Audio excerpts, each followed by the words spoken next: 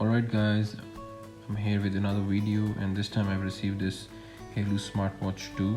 I've ordered this online, and because this is a pretty good looking watch, so I ordered it. And this is a global version, so I wanted to review it. And as far as you can see that it has a 2.5D toughened curved glass, a 12 sports modes, size sleep management, all day heart rate monitor, 20-day standby, HD touch color screen, and a lot of specs was written here. So I've removed the plastic sheet around it using this cutting tool.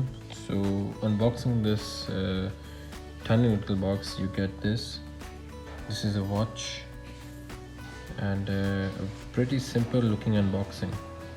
So in the box, all you have is this Haylou LS02 smartwatch, along with this manual and a charging cable.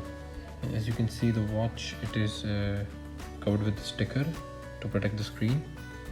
And here you go, the heart rate sensor with magnetic latch charging, and the watch looks quite light. The weight of the watch is quite less.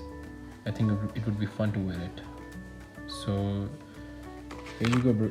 I will be making another video with a detailed report on specs, detailed review of this watch and the functioning and the performance of this watch. So stay tuned.